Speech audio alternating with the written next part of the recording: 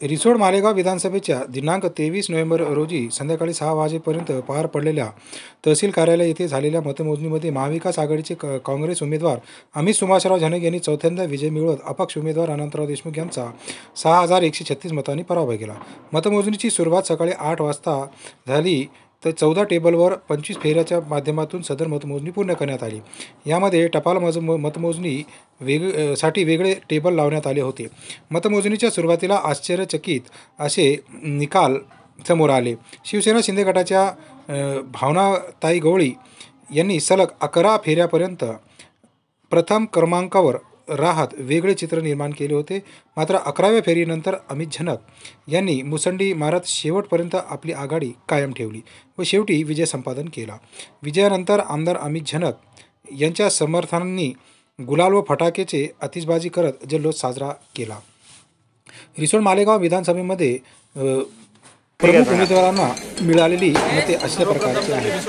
अमित सुभाषराव झनक काँग्रेस 76,809, अनंतराव विठ्ठलराव देशमुख अपक्ष 70,673, भावनाताई पुंडलिकराव गवळी शिवसेना शिंदे गट 60,693 अशा प्रकारची मते मिळालेली आहेत। विजयी उमेदवार अमित झनक यांच्या समर्थकांनी जल्लोष साजरा करत फटाक्यांची आतिषबाजी केली व गुलाल उधळला।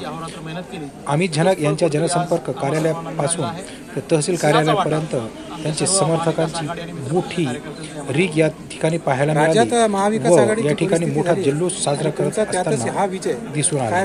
मतमोजणीच्या वेळी कोणताही अनुचित प्रकार घडू नये यासाठी रिसोड पोलिसांचा कडेकोट बंदोबस्त तैनात करण्यात आला होता। यासाठी पंजाब येथून आलेल्या विशेष प्रचाराच्या दरम्यान तुमच्यावर पोलिसांच्या एक तुकडी तहसीलच्या प्रमुख मार्गावर तैनात करण्यात आली होती।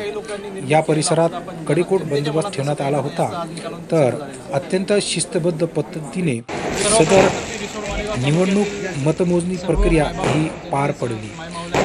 विजयानंतर अमित झनक यांनी आपला विजयी प्रमाणपत्र निवडणूक निर्णय अधिकारी वैशाली देवकर यांच्या हस्ते स्वीकारला।